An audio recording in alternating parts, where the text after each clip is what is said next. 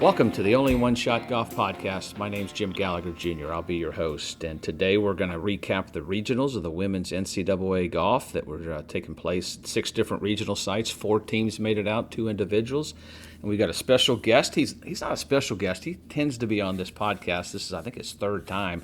That's the Coach of the Year of the SEC, LSU Tigers women's golf coach, Garrett Runion. Garrett, welcome back to the podcast. Excited as always. Well, y'all have had a pretty good spring. You had a good fall. You won the Jackson T. Stevens Cup, and then you headed out in the spring, won 3 times, actually third a couple times. You won at Clemson, then finished 2nd in the medal play of the SEC, went on to win the SEC Championship, first time in a while. It's been really a good spring. You've got basically the same team back, maybe a new player or 2 on there, but you guys have played some really good golf this spring. Set off to the spring, we currently have, I think, the 10th ranked strength of schedule, and I was looking at our schedule. I'm like, man, this is a pretty tough schedule, but that was by design to get us prepared for the SEC Championship, regionals, and nationals. And at the beginning of the semester, we kind of set out a mini goal. You try and win every tournament, right? You'd like to, but we said, look, let's see how consistent we can be, and let's see if we can't be in the top 4 of every single event this spring, because it's going to take being in the top 4 at regionals to get to nationals, and then obviously try and get to the 8 to make match play. And, we did that in every tournament except one, the Darius Rucker, which I think we finished 7th there, and that may be stronger than the national championship. That field is so strong. So it was a good spring for us, and ending it with winning at Clemson, which was a really nice win, and then parlaying that into the SEC Championship, which was the first time at LSU in 30 years, and Ingrid Lindblad winning it individually. That was very special to be part of, and then to continue that play into regionals and get to the nationals. It was a very solid and good spring for us so far. Talk about the regionals. I talked to Missy Kay, and she said, God, it's nerve-wracking for a coach. I'm sure it is for the players because, like you said, 4 spots, they're always strong.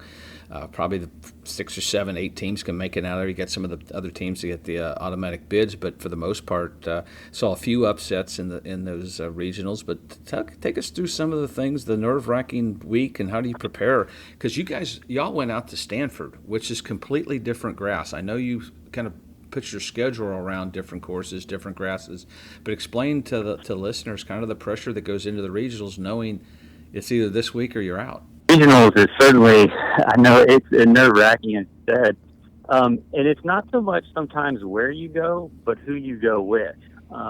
We got shipped out to Stanford, which was a long trip for us. We went a day earlier than we normally go and returned a day later, and it's different grass, different weather, like you mentioned. We had 3 of our ladies. It was their first time in San Francisco, or first time in California, period. And so you go out there and you look at Stanford on their home course. Okay, they should advance. They're obviously a really strong team at their home course. And then you look at Southern California, short trip for them. They're used to it. Pac-12 regionals last year.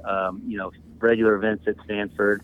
So they're very comfortable. And then you look at like a Purdue and a Northwestern and a Kentucky, and those teams were, they're used to it. It was 46 degrees in the morning, cool, the ride, the po, all that stuff. They were used to it, that kind of grass. So it's very nerve-wracking. And this was the first year, Jim, that they moved it to only 4 advance. I know it's the same percentage and everything, but it just feels different. And so when we got off to a good start out there, that was good. We were paired with Stanford and Southern Cal the first day, and actually played with them the next 2 days. And we kind of joked with Justin at USC. We're like, let's just keep this pairing all 3 days and let's just keep going. And fortunately, we played well and advanced, and I was very pleased. But it's certainly I've had a lot more stressful regionals than this one for us, which is what you'd like to see as a coach. So yeah, you mentioned you went from, I guess it was 6 teams to 4 teams. That's a lot more pressure probably on the players. Do they talk to you about that, or what do you say to them about it? Or you just kind of say, hey, we got to finish in the top 4, and we just got to play our best and go play. It doesn't matter where we finish. We just got to get out there and get the job done. It doesn't leave as much room for, if you stumble out of the block. Like I mentioned, I said, Fortunately, I had played in a regional at Stanford, and I went out there with the men in 2019 for regional. So I was familiar with the course. Alexis Rather, my assistant, she had been out there, I think, in 2012 or 13, but none of our ladies had seen the course. So you have one time to see the course and get used to it. You're going against the other teams that have seen it a bunch. It can be uncomfortable.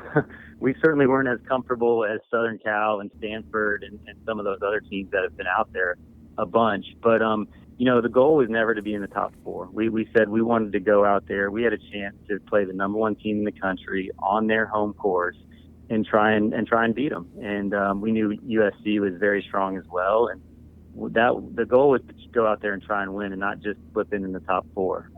So that was the mindset. When we got off to a great start with the lead the first day, we shot 5 under. The goal was to get to 10 under. And we knew if we shot even par better all 3 rounds that we would likely make it through. And, I'm proud of the ladies because they took it as a business trip. We got there a day earlier. We went and saw the Golden Gate Bridge. And then after the tournament, we looked at some redwoods and things like that. But the whole time in between, they were very focused. And probably the most thing I was the most proud of is we took one picture after with the ticket punch. They weren't jumping around celebrating, going crazy or anything like that. They were happy.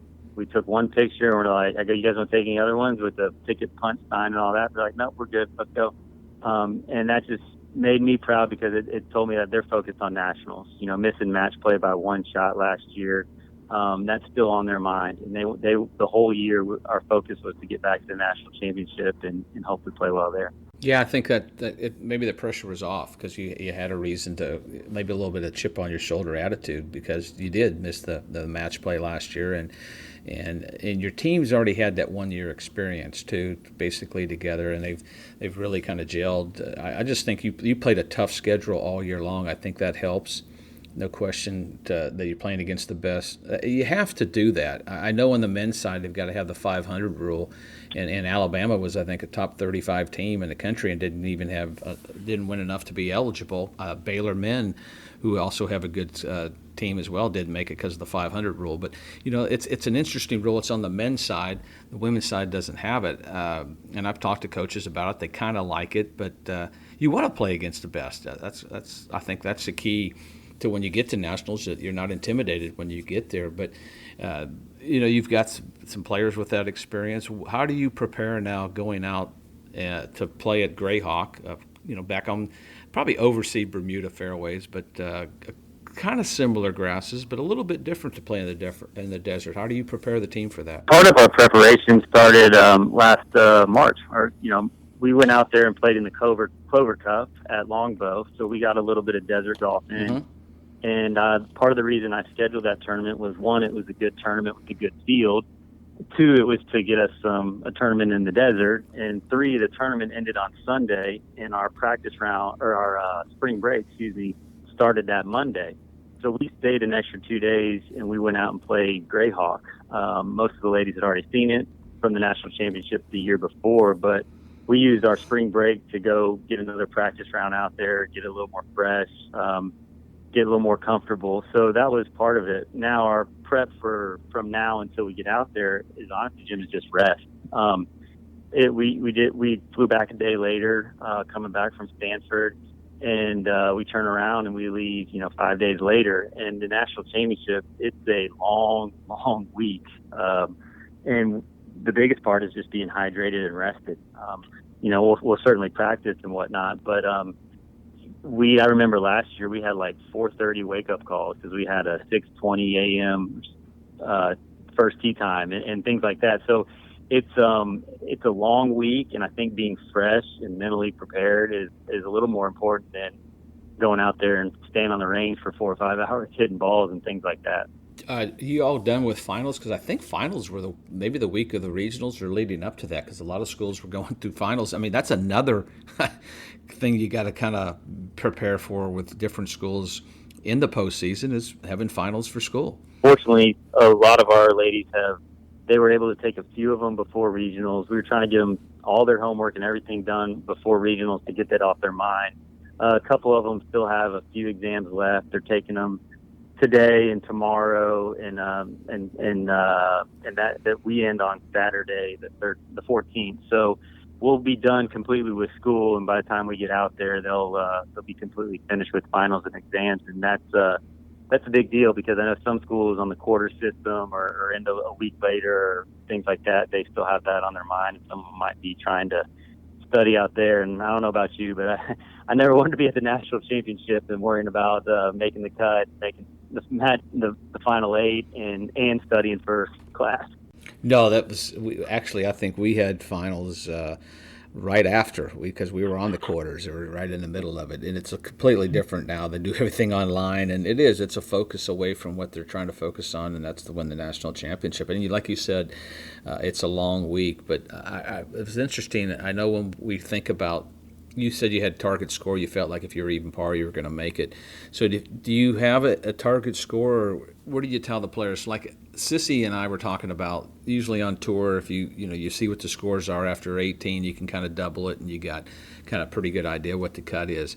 And she kind of went with that theory this year. But there were some pretty good scores in all 6 regionals. But do you all come up with a target score, or do you just have to play it day by day, or do you try not to get too far in advance? We'll go back and look at what the scores were last year at the national championship, how, there's a few key holes, a few of the how the par fives play. Were they going real deep on the par fives? Or were they playing the par threes?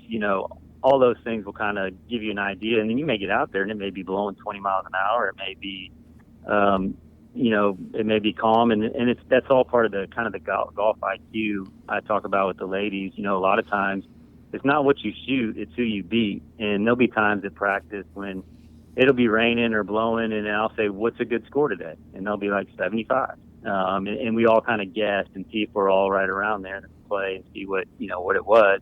And there'll be days where it's like, okay, what's a good score? Well, I think 69 is a good score. So if you go look, last year in the national championship, I think Stanford won the stroke play portion at 10 under, and then it kind of went 3, 5, 7, 9 over par, and then right there at the cut line was right around 20 over par. And like I told my ladies, they know it always comes down to one. So it'll be down to the details. And we'll see once we get out there what kind of weather we have. It's in Arizona. Most of the time it feels like you're playing in a dome. So, and these are some of the best players in college golf. So you got to play well. And that's kind of how we'll judge. You'll get a better idea after the first day and some of the pin positions and what they're doing and stuff. But that'll be all what we do to kind of prepare for that. It's interesting when you look at who got in through the 24 teams and all, but most of the teams that probably should have gone through got through. I think 19 teams were in the top 25 got through. And I know the NCAA in basketball, they love to see the underdog story, but it looks like the 6 regionals kind of panned out. You had a couple upsets with Mississippi State maybe sneaking in there, but they had a good team. Were trending in the right direction. TCU got in, Purdue, of course, got in. That were maybe just outside that number, but for the most part, you got some of your best teams. But like you said, it's a long week. Y'all will play 54 holes and then cut down to the low 15 teams and then down to the low 8 for match play. So it's a long week. It's going to be hot, but it's good to see y'all back out there. I'm looking forward to being on the call and being out there with you. But I appreciate you spending some time with us, and good luck. And tell the ladies we'll see them out there. It had to be the Garth Brooks concert that got us all going as we went there. He was in Baton Rouge. It had to be that. Had to be that momentum that took you out there to Stanford, didn't it? The energy in front of 110,000 people singing "Call 'Em Baton Rouge" and having a little earthquake register in the seismograph machine building down the road. That was I can't say I'm a huge Garth Brooks fan or anything, but that was pretty cool. It was pretty cool watching Garth Brooks in Tiger Stadium and 110,000 people singing "Call 'Em Baton Rouge." So, looking forward to seeing you down in Arizona, and thanks for having me on, Jim. All right, buddy. Appreciate it. Thank you. Well, that was great to have Garrett Runion from LSU back on the podcast. He did a good job with that. His team's done some great stuff. So let's go through the regionals, the 6 regionals we talked about, and tell you who got through and maybe who didn't. But we'll start at Albuquerque. That was played at the New Mexico golf course. Great golf course, fabulous greens, fast greens. And number 2, Oregon got through there as the low team. They shot 4 under par. That was followed by Texas, who was 1 under. Georgia was 2 over. And TCU snuck in there at 10 over par and beat Florida, who was number 11 in the country, and beat them by 1. And Arizona, who's always a contender at the NCAAs and would have a big advantage playing in the desert, and they were out by 2. And they're the 23rd ranked team at Albuquerque. The individuals were Escobar from Florida and Rosada from Sam Houston got out as individuals. So they had 15, 16 teams at each regional and only 4 teams, and 2 individuals who were not on a team are the ones that advanced there. So they did that at every regional. Went to 6 regionals this year as opposed to 4. And it cut down from 6 teams, making it to 4. So probably a little bit more pressure. As we talked to Garrett about that, you've only got 4 spots as opposed to 6. Same kind of percentage, but maybe a little bit of an upset there. But good to see TCU get back out to the national championship. We'll head over to Ann Arbor, where that was hosted at the University of Michigan golf course. Very tough golf course there. At San Jose State, who's been on quite a roll. They've beat Stanford at the time a couple times this year, who were the number 1 team in the country. They beat them. San Jose State has moved up to number 5 in the country. But they were the low team at Ann Arbor at 10 over, followed by Virginia at 13 over. Arkansas and Michigan got in at 28 over, which those are the 4 teams we kind of expected to get out of there. And Mahar from Virginia Tech and Melachova from Old Dominion were the individuals. To get out of Ann Arbor, like I said, very tough golf course there, kind of cool conditions, different grasses, but you saw a couple Southern teams there and a West Coast team get through. And Michigan, of course, the host team, got through there at their golf course, home golf course. And we'll send it down to Franklin, Tennessee, Nashville, at the Legends Golf Course, the home of Vandy Golf, and they were the number 35 team ranked coming in there, and they played some great golf. 16 under par, they were the low team, followed by Alabama at 8 under. Then Wake Forest, who's had a dream spring. They were at 3 under par. And at Texas A&M, Garrett Chadwell's done a great job there. The coach who's at Houston for several years, married to Stacy Lewis. He's first year at A&M, and he's got them on the road to Greyhawk, as they were 3 over par and actually beat Duke by 1. Duke was ranked 21st in the country. First time Duke has not made it to the NCAA Championships since 2011, and they've only missed since 1998 twice. So pretty solid program by Dan Brooks, and they missed by 1. And didn't really play that bad the last day. I think they shot 3 over par, but Carry On from UTSA and Yoko from Augusta got through as the individuals there at Franklin. We'll head out west, where we talked to Garrett about that, where they were at Stanford, with USC winning at 15 under, then LSU at 7, Stanford at 7. Rachel Heck, one of their top players, has been sick all spring, missed several tournaments, played the first round, was subbed out, just hasn't quite been 100%. So I hope she gets feeling better so she can make it out to Greyhawk, because with her, they're a very, very tough team to beat. And it's, as we talked about, Purdue with kind of an upset. They were the 48th ranked team in the country. Devin Browse retiring at the end of the year, Hall of Fame coach, both on the men and women's side. Former coach at North Carolina, but is back at Purdue for several years. And they beat Northwestern in that playoff, where all 5 players went out, and they count all 5 scores, and Purdue came out on top. Kentucky, we mentioned, number 25 team, and they were out by 2. And sad to see that. They've had a pretty good year, and they made it to the NCAAs last year. And Golda Borst, who's been on our podcast, always does a good job out there. But Chow from Iowa State and Jira Vidaborn from Iowa State were the individuals that made it out of Stanford. We'll head down to Stillwater at Karsten Creek. Very, very tough golf course. They've hosted the NCAAs. Got to drive it straight there. You've always got some windy conditions and a tight golf course. But Baylor came out on top at 1 over, which was some pretty good shooting.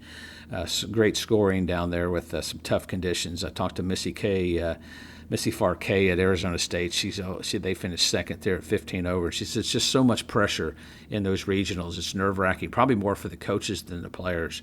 But they got through. They're a top 10 team as well in the country. So they'll be going to Greyhawk, where kind of not a home course, but they'll be hosting, and they've got plenty of experience around there. So watch out for them to make a move as that week goes on. Then followed by Oklahoma State, who's the host. They've lost a couple of their top players. Went into the transfer portal middle of the season, but they still hung in there and got through.